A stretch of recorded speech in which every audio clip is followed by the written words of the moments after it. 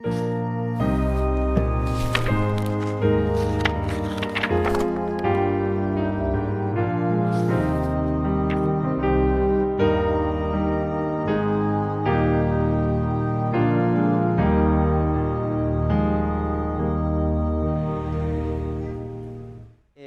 que inclinemos nuestro rostro, oremos a nuestro Padre, darle gloria porque estamos convocados hoy un día más en su casa.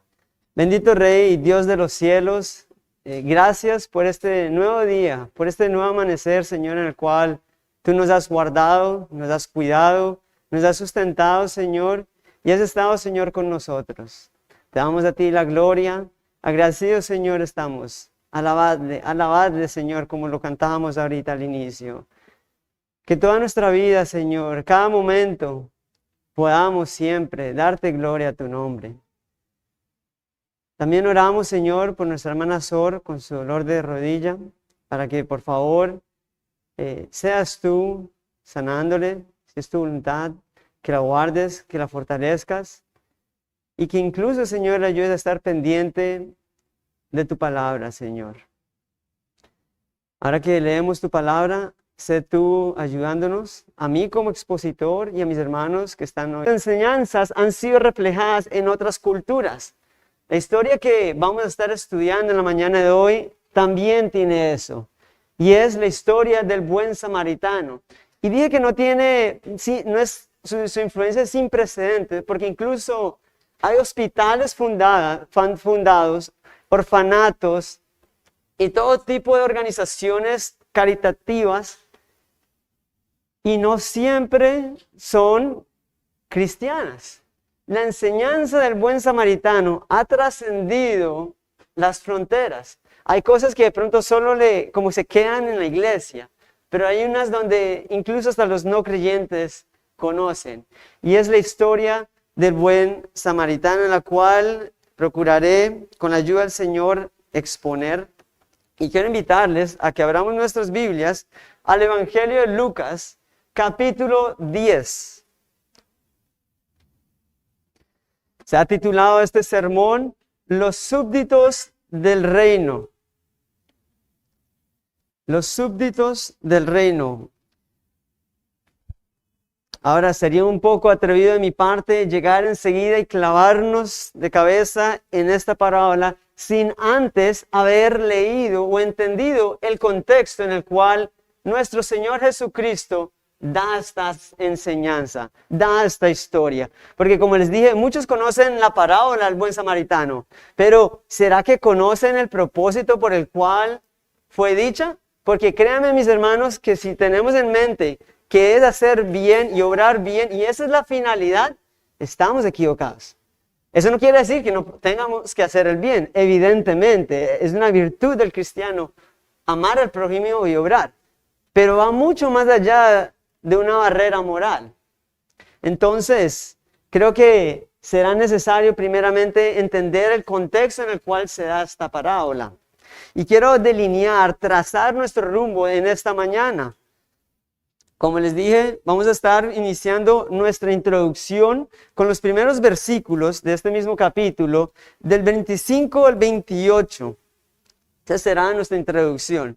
Y luego nos centraremos en los súbditos del reino en la parábola como tal, que será la parábola del buen samaritano, que ya serán los versículos 30 al 35.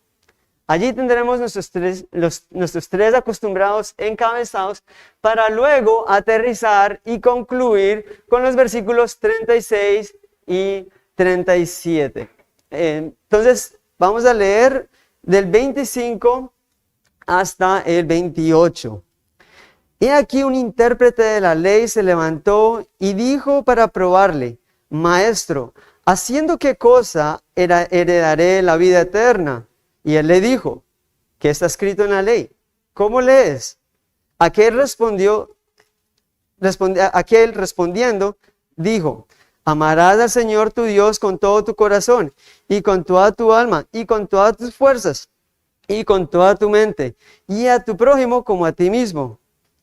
Y le dijo: bien has hecho, haz esto, bien has respondido, haz esto y vivirás. Esta porción que acabamos de leer está estructurada de una manera interesante. Está un intérprete de la ley y hace una pregunta. Cristo le responde con una pregunta, no dando respuesta a ella, pero sí le pregunta. Y luego el intérprete la contesta a la de Jesús.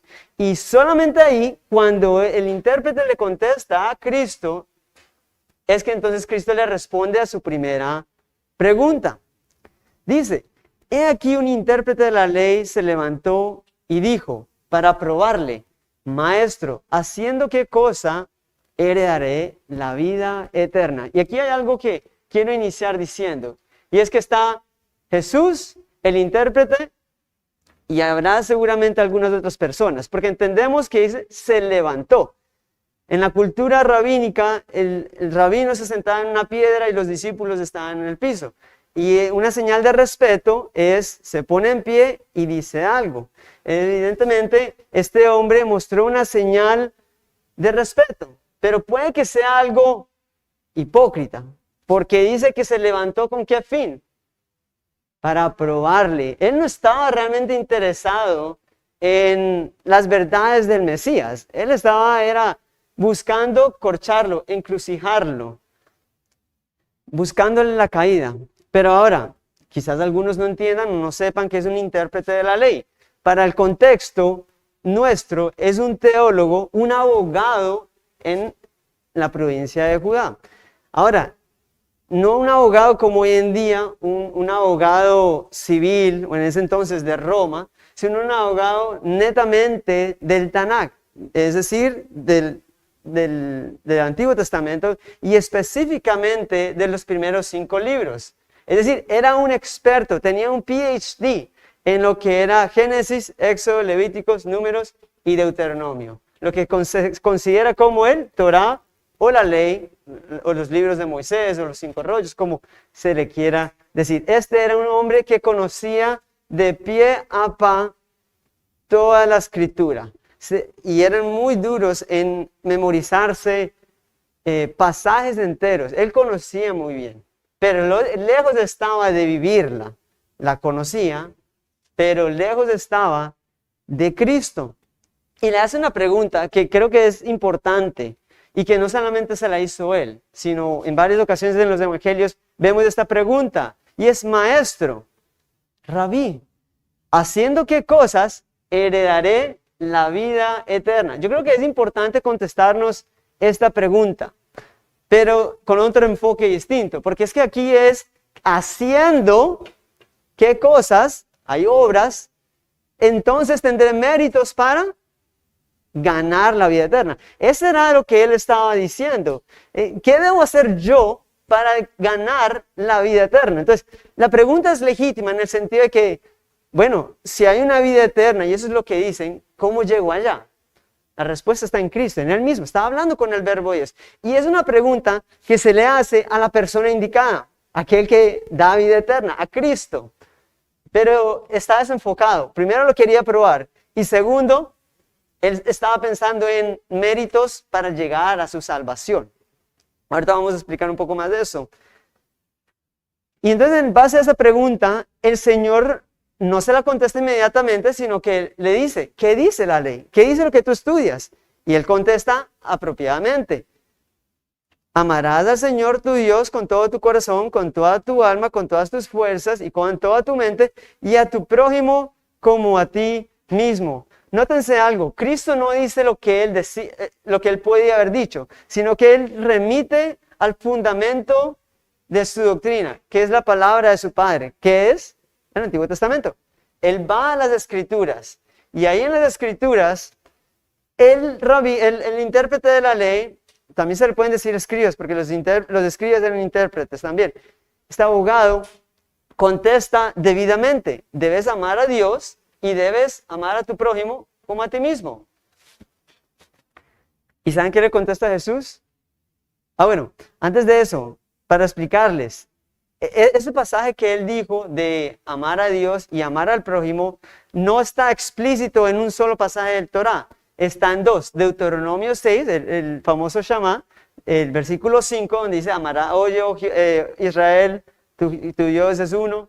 Bueno, y después dice, parafraseé, y después dice, amarás a tu Dios con toda tu mente, con todas tus fuerzas, con toda tu voluntad y facultades, amarás a Dios.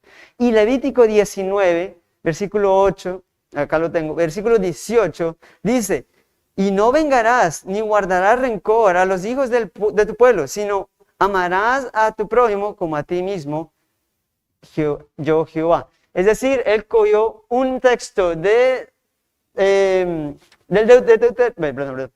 Levítico y del Deuteronomio y resumió lo que decía o lo que manda la Torá.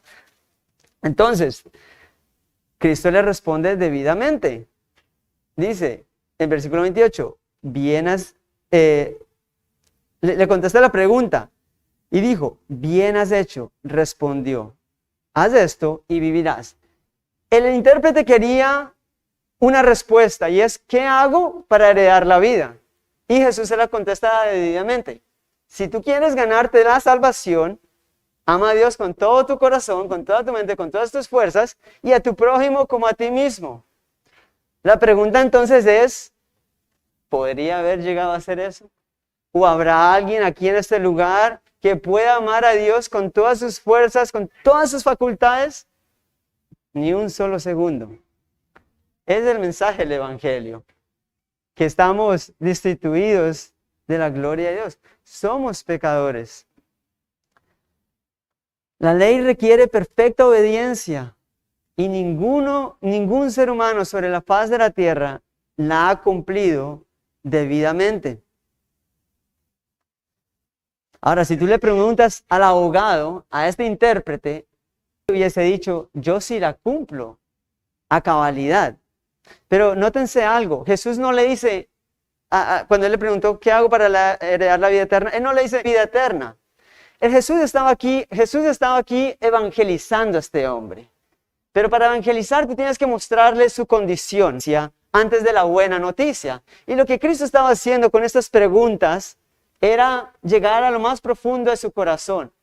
Y era que él no era un hombre justo, pero él se consideraba justo. ¿Recuerden esa palabra rara de José lo hace 8 días? Self-righteousness.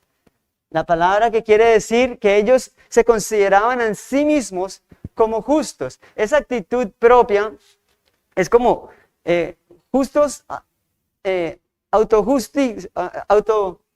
autojusticia. O sea, es que no se puede traducir exacto, no hay una conjugación exacta, pero es como que autojusticia, pero se la aplica a sí mismo. Es lo que quiere de pronto decir. Este era el corazón del hombre. Él creía que él era un hombre justo y que amaba a Dios con todas sus fuerzas, con toda su mente y a su prójimo como a sí mismo. Lo que Cristo está haciendo es, no Señor, tú no cumples nada de eso. Ahora, bueno, entonces, y yo me atrevo a decir que este hombre de alguna manera estaba entendiendo lo que el Señor le quería decir. Y por eso él en su self-righteousness, creyendo ser justo, él tiene que, y como buen orgulloso y fariseo, él no puede caer en la trampa. Él venía a atrapar a Jesús y resulta que ahora el que está encrucijado es él mismo. Y por eso es que leemos en el versículo 29, pero él queriendo justificarse a sí mismo. Es decir, él entendía algo, no sé a qué escala, pero algo entendía de lo que le estaba diciendo el Señor. Y él tenía que justificarse. Él no podía dejar el debate ahí. Y así mismo. Y dijo a Jesús, ¿quién es mi prójimo? Ahora la pregunta es importante. ¿Por qué él hace esa pregunta? ¿Por qué se justifica con eso? Bueno, ¿qué decía? ¿Cómo ellos interpretaban la ley? Jesús no lo dijo. Y leo para ustedes lo que está en el Sermón del Monte, capítulo 5, versículo 43 al 46. Oíste que fue dicho, amarás a tu prójimo y aborrecerás a tu enemigo. Y en el 46, porque si amas a los que os aman, ¿qué recompensa tenéis? ¿No hacen también lo mismo los publicanos. Los rabinos enseñaban eso. Debes amar a tu prójimo, pero debes odiar a tu enemigo.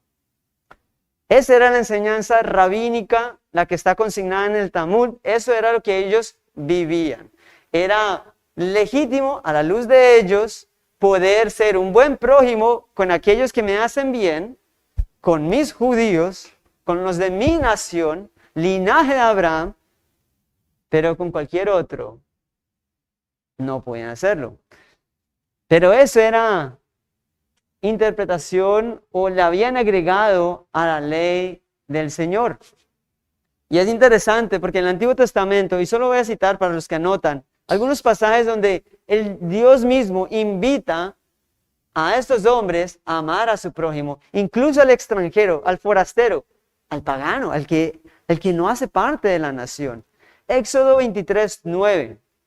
Levítico, y es interesante que está en Levítico 19, el mismo pasaje donde dice ama a tu prójimo. Aquí más adelante en el versículo 33 y 34 también habla acerca de la ayuda y la misericordia hacia los demás. Y Levítico 25:35 también.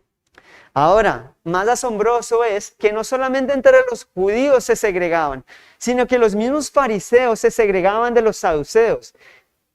Y así, y habían otro grupo, los más conocidos son los fariseos y los saduceos, pero también tenemos los salotes, los escínicos, también tenemos los herodianos, que era un partido político judío, que curiosamente se odiaban con los fariseos, pero para el complot a matar a Jesús, los herodianos y los fariseos se unen solo para matar a Jesús.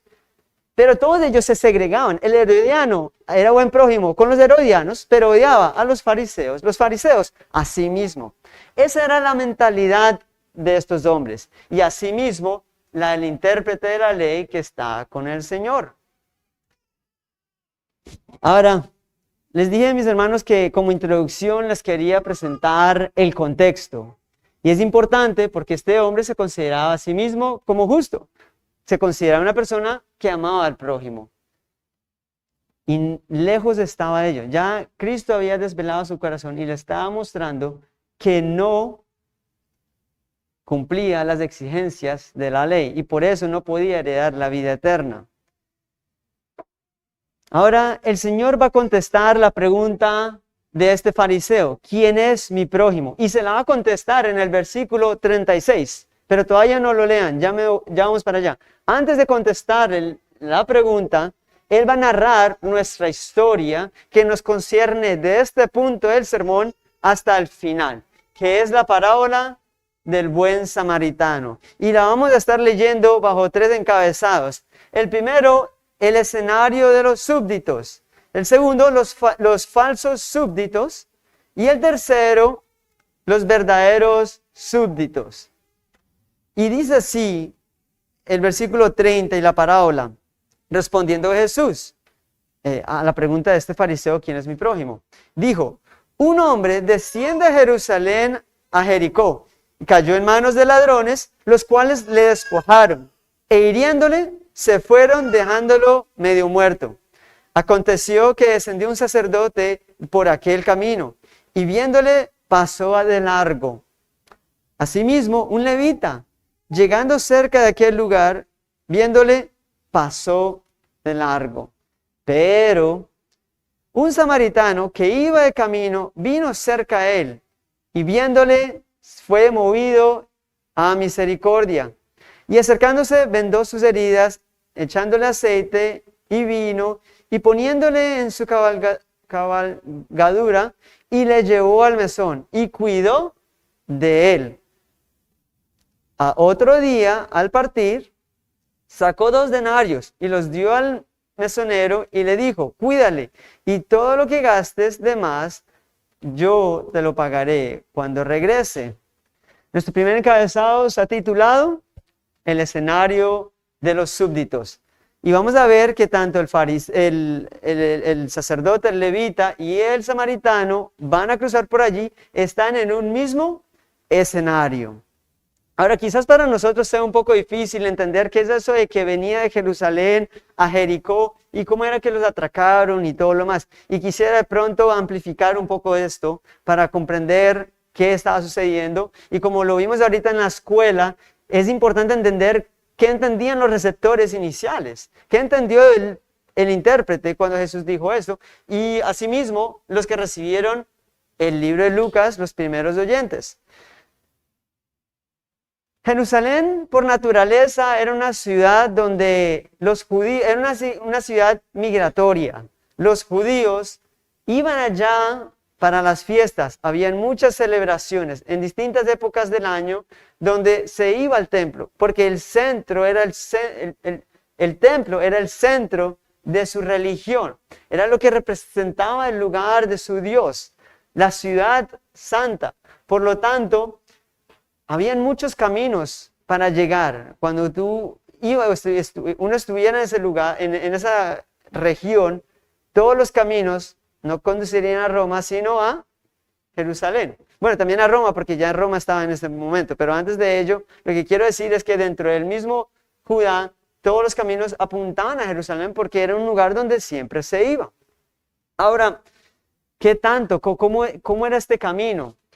Estaba investigando y son más o menos 27 kilómetros de Jerusalén a Jericó, pero no es una línea recta, sino que hay una diferencia y es que Jerusalén está en un monte alto, Jericó está más abajo y sobre Jerusalén hay un monte donde estaba el templo, el lugar más alto de Jerusalén, ahí estaba el templo.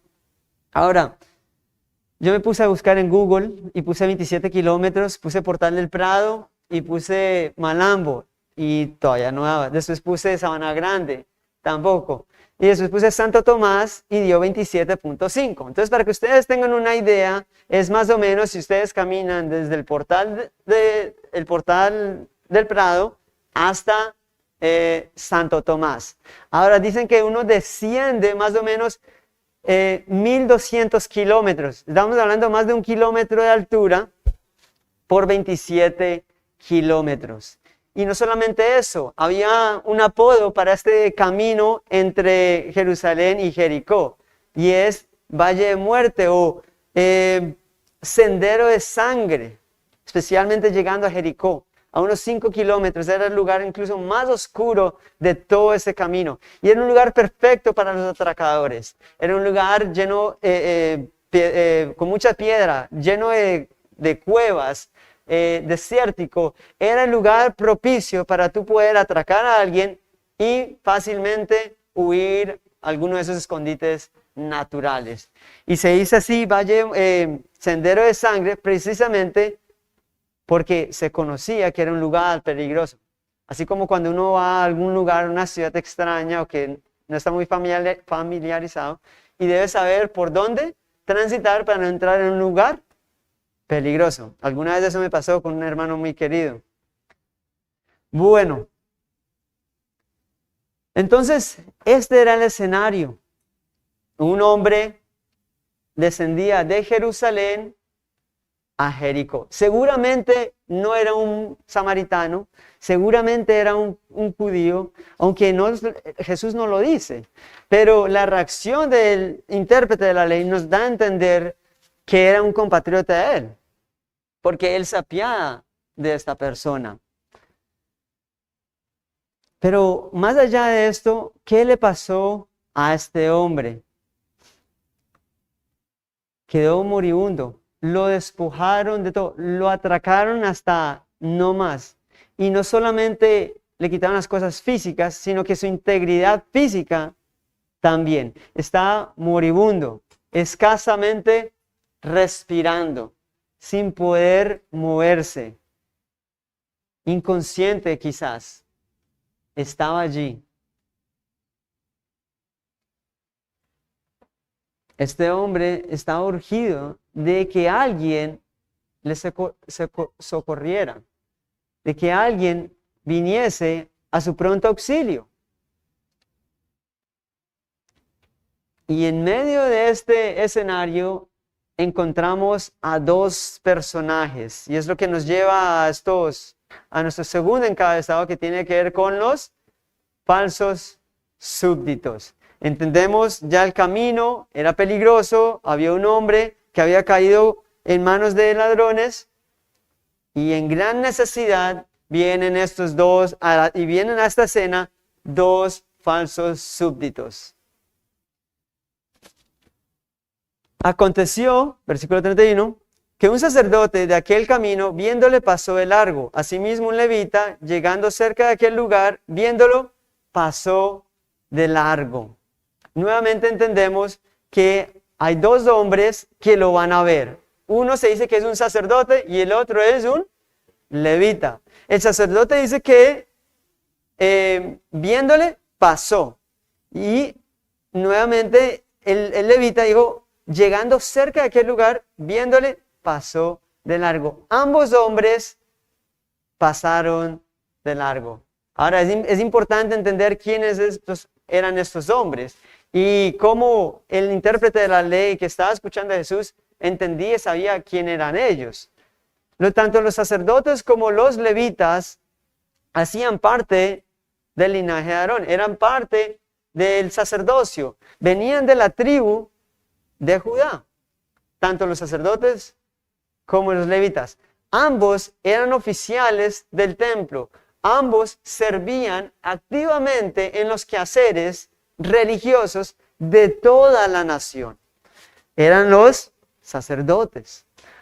Ahora nosotros de pronto entendemos mejor el tema sacerdocio porque en la iglesia romana entendemos que hay sacerdotes, o está ese término, y entendemos que es una persona que está en el púlpito, que todo lo demás. Pero el levita, de pronto para nuestro contexto, de pronto no lo entendemos. Pero yo lo veo así, y es como para darles a entender, es como el sacerdote en la iglesia católica y el monajillo. El monajillo se utilizan como niños y de pronto no están ahí abiertamente en el servicio.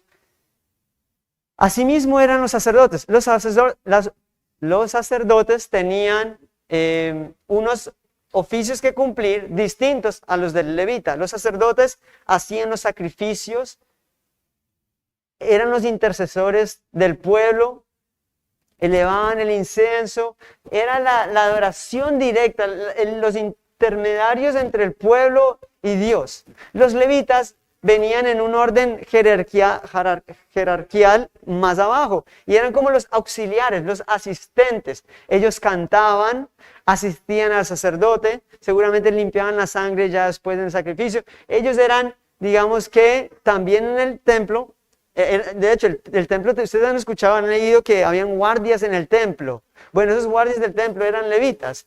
Y cuando escuchamos los coros y eso que David implementó y eso, cuando David implementó levitas. Y así sucesivamente para que ustedes tengan una idea. El tema principal acá es que ambos hombres vestían de religiosos, vestían de piedad.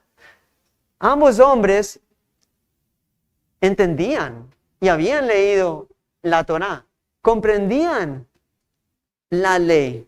Ellos muy bien conocían lo que decía Levíticos 19. Conocían el Salmo 37, 21, mas el justo tiene misericordia y da. Seguramente también conocían los proverbios. ¿Cuántos proverbios no hay acerca de la misericordia, de atender al pobre, de ayudar a los que están en necesidad? El famoso pasaje de Miqueas.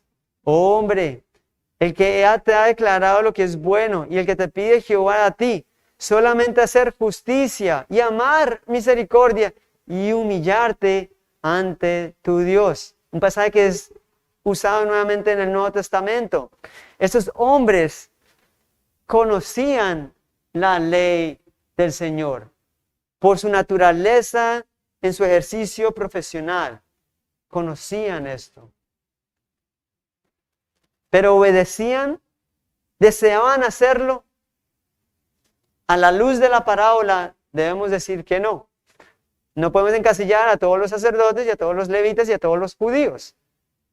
Soy un convencido que había un remanente. Habían hombres y mujeres. María, por ejemplo, era judía. Los apóstoles eran judíos. Y asimismo, habían hombres piadosos. Pero aquí en la parábola, lo que connotan eran que eran hombres que se supone que eran justos y realmente Cristo le está dando a entender a este intérprete que no lo eran, así mismo como él, que creía ser justo y religioso, pero no estaba cumpliendo a cabalidad, o lejos estaba de hacerlo, la ley de Dios.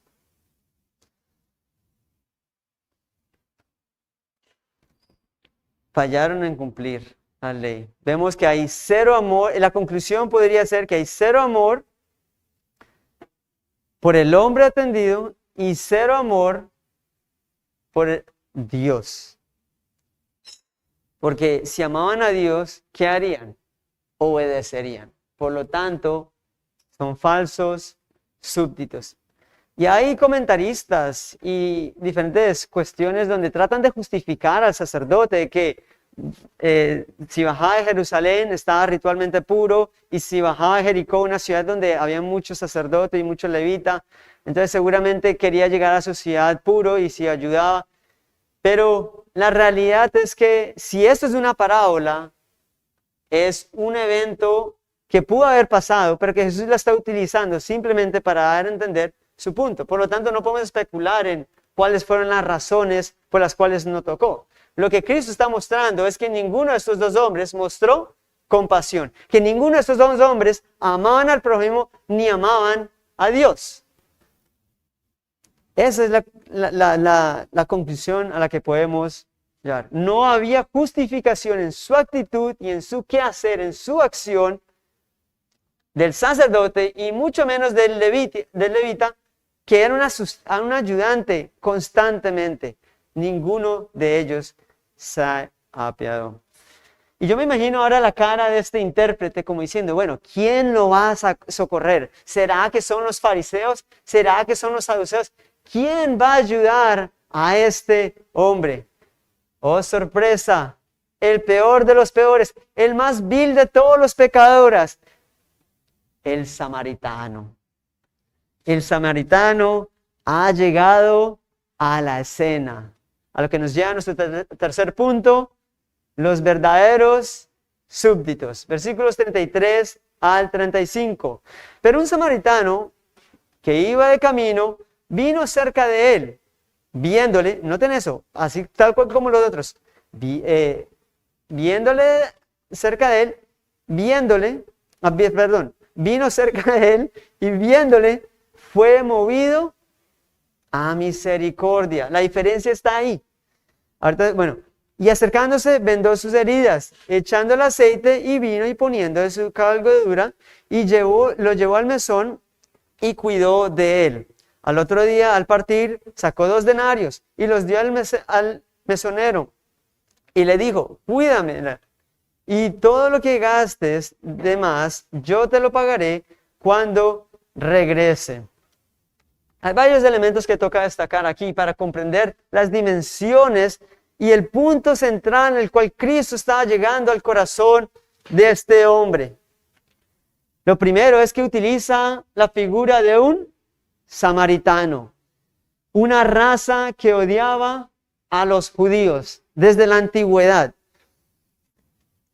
Israel se había dividido en 2 reinos, reino del norte y reino del sur. En Israel la capital era Samaria, en Judá la capital era Jerusalén. El reino del norte fue conquistado por los asirios. Y cuando fueron conquistados por los asirios, se desvanecieron, se mezclaron. Y era ahora, los que vivían en el reino del norte, ahora era una mezcla entre hebreos y paganos. Lo que causó que el reino del sur los menospreciaran. Y ahora los del sur no los veían como hebreos de hebreos, no lo veían como personas realmente piadosas, porque evidentemente estaban quebrantando la ley del Señor. Por otro lado, también los del reino del sur sufren y los babilonios los conquistan y 70 años duran en cautiverio. Y cuando regresen a su tierra, ¿quiénes fueron los primeros que se oponen a la construcción del templo? Los samaritanos. Ahorita estamos leyendo Nehemías 4, 1 y 2. Y hay muchos pasajes a lo largo de Esdras y Nehemías donde los samaritanos hicieron oposición. Ya había una rivalidad incluso antes de que llegase Cristo a la escena. Los samaritanos solo creían en la ley, en el Torá, pero eso, el rey David y todo eso, ellos obviaban todo eso. Y así sucesivamente, los judíos al regresar y que tenían un poco más de poder 200 años antes de que Cristo llegara, también fueron a Samaria a destruir el templo que ellos habían construido. En fin, es una larga historia en la cual lo que quiero decir es que históricamente estos dos pueblos se odiaban. Este intérprete de la ley en sus entrañas jamás ayudaría a un enemigo. Y hay muchas de las cosas que me olvidé porque no es el punto. Lo que quiero dar a entender es que eran rivales. Y esto era algo recíproco. Ninguno era mejor que otro. Ambos habían fallado en no amarse. Y es interesante cómo una vez acusan a Jesús de esto. Juan 8:48. Respondieron entonces los judíos, le dijeron, ¿no decimos bien nosotros que tú eres samaritano y tienes demonio? O sea, lo comparan a un endemoniado y un samaritano. Esa era una ofensa. Estás poseído. O sea, eso fue duro. Pero le estaban diciendo y tildando a Cristo de samaritano. Ahora, ese samaritano, ¿qué hizo? Se movió en misericordia, tuvo compasión del que estaba tendido ahí en el piso. Y como les dije, podríamos inferir por la reacción de este levita, de este intérprete de la ley que está con Jesús, que seguramente era un judío y fue mejor que los demás. Este samaritano, enemigos de ellos, realmente se mostró como prójimo. ¿Qué hizo? Vino cerca a él, movido a misericordia, tuvo compasión. Ahora, ¿cuándo ustedes se recuerdan esto de que tuvo compasión? ¿Quién tuvo también compasión y fue movido en misericordia numerosas veces? Cristo. Cristo lo vemos en una actitud de moverse en misericordia en muchas narraciones. Este hombre, de alguna manera, está mostrando una virtud de un súbdito del rey. Era digno de imitar, o es digno de imitar a nuestro rey. Y este hombre samaritano lo estaba haciendo. Un verdadero súbdito. Pero no solamente eso, cuidó de él, le vendó, le puso vino, comenzó a curarlo, vendó sus heridas, lo llevó en su animal, seguramente lo montó a él y él se fue caminando. No conocemos los detalles. El caso es que este hombre hizo todo lo posible para salvar la vida de este moribundo. No solamente eso, dice que llegó a un mesonero, eso ya lo hemos visto en varias ocasiones en nuestras enseñanzas, un lugar de tránsito, un hostal, y ahí lo dejó, estuvo con él toda una noche y al día siguiente se lo encargó a las personas y entregó 2 denarios. En la arqueología se encontró un letrero sobre uno de estos mesones y decía que un mesón en el letrero era ayúdenme acá, un 32avo, se diría así, un 32avo de denario costaba la noche en un mesón. Prácticamente le estaba dando más o menos 2 meses de poderse quedar allí. Ahora, seguramente hay diferentes mesones de diferentes precios y todo lo demás. Lo que quiero dar a entender es que estaban dando una cantidad suficiente para que lo pudiesen atender. Y si era necesario, él dice que iba incluso a dar más cuando él pasaba. O sea, que él se iba, pero iba a regresar. O sea, no simplemente fue como que, bueno, aquí está y se abandonó. Él dijo, cualquier cosa, yo pago más si es necesario. Este hombre iba a estar pendiente de él. Este es un amor sin límites. Este es un verdadero súbdito del reino, que estaba amando como su rey. Un amor a los enemigos. Leímos en el Sermón del Monte que Cristo dijo, o les decía a ellos, que habían oído, amarás a tu prójimo y aborrecerás a tu enemigo. Pero ¿qué dijo Cristo? amad a vuestros enemigos, atendedles, darles de comer si tienen que comer. ¿Cuán fácil es eso, cierto? Tu jefe, que te la tiene montada, perdón la expresión, pero nuestro vecino, nuestros cercanos.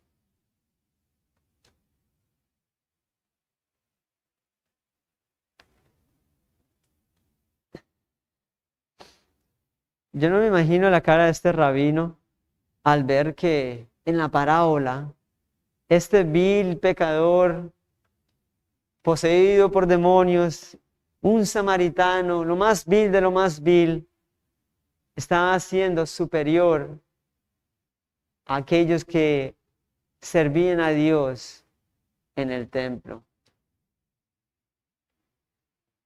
El hombre de esta parábola, el héroe que Cristo le está mostrando a este hombre, o que está resaltando, es un samaritano. Ahora Jesús le va a contestar la pregunta a este hombre: ¿quién es mi prójimo? Antes de contestarle, le dio todo un escenario para decirle y contestarle la pregunta a este hombre. Y ahora sí va a estar más que encrucijada. Lo va a tener contra la pared. Versículo 29. ¿Y quién es mi prójimo? Y el 36. ¿Quién pues de estos tres te parece que fue el prójimo del que cayó en manos de los ladrones? Y él le dijo: el que usó misericordia con él. Y entonces Jesús le dijo: ve y haz tú lo mismo. Aquí entendemos todo el sentido que Jesús le había querido decir a este hombre. No se trata de quién es tu prójimo y a quién debes amar y a quién debes odiar. Yo creo que el quiz del asunto, cuando él le dijo, ve y tú y haz lo mismo, es que tú y yo debemos ser esos buenos samaritanos. Aquí el problema no es a quién debo ser buena gente y con quién debo ser mala clase. La pregunta es si yo soy un buen prójimo, si yo me apiado de los demás, si yo amo a mi jefe que es injusto. ¿Soy yo un verdadero súbdito del reino que obedece a su Señor a toda costa, que verdaderamente ama a su Dios, que verdaderamente ama a su prójimo? Y créame, no se va a reflejar en el amor que tú tienes para con los tuyos, porque los gentiles también hacen eso. Solo los verdaderos súbditos pueden amar a un enemigo. Solo los verdaderos súbditos del reino de Dios pueden amar a aquellos que le están acechando. Y ahí Cristo le clavó el cuchillo en lo más profundo del corazón a este hombre. Llegó a lo más profundo del corazón fariseico. Recuerden, todo comenzó porque él quería probarle, pero el que terminó probándose fue el mismo intérprete de la ley, porque bien sabía que no lo cumplía. Mis amados hermanos, ve y tú y sé un buen súbdito del rey. Ve y ama incondicionalmente. Ve y sé tú como tu Señor, el verdadero y mejor samaritano, el Dios alto, el Dios sublime, el Dios inmensurable. Nos vio tirados en el camino de la condenación y se movió en compasión por nosotros. Se movieron sus entrañas, se decidió acercarse. El Dios de los cielos se hizo nuestro prójimo, se hizo carne, que habitó entre nosotros, que corrió la carrera por nosotros, que cumplió la ley a la perfección por nosotros, cargó nuestros pecados, se dejó ensangrentar se dejó golpear, se dejó morir en la cruz por nosotros. Él nos levantó del camino de Jericó, de nuestro propio pecado y quebranto, derramó sobre nosotros aceite y vino de la salvación, nos envolvió en nuevas túnicas, un manto de justicia, vendó nuestras heridas a través de sus heridas, aseguró un lugar para nosotros en el mesón del lugar santo, más allá del velo. Él ahora nos pide que seamos buenos y amorosos prójimos. Estamos en un escenario de los súbditos. Este mundo está caído y está en gran necesidad por un Salvador. Sembremos la semilla. Invitemos a todos al banquete. Guardémonos de la levadura de los fariseos y vivamos como un verdadero súbdito del reino. Amén. Que el Señor bendiga su palabra. Señor y Dios de los cielos, gracias te damos en esta mañana, porque a través de tu palabra podemos ser reconfortados, podemos ser también confrontados, Señor. Y te pido, bendito Dios, que obres en nuestros corazones, para que verdaderamente podamos hacer lo mismo, amar incondicionalmente a nuestro prójimo. Pero ante todo, Señor, que nuestro corazón abunde en amor por ti, por las virtudes, Señor, que tú eres, por quién eres tú. Yo te pido, Señor, que si hay alguno aquí que no te ama, Señor, te pueda llegar a abrazar con todas sus fuerzas. Te pido, bendito Dios, que tengas misericordia de nosotros, que nos levantes y nos ayudes a caminar, a vivir en este mundo como súbditos obedientes a su Rey. Gracias, bendito Rey, por tu bendita palabra, que tú eres bueno y para siempre es tu misericordia. Amén y amén.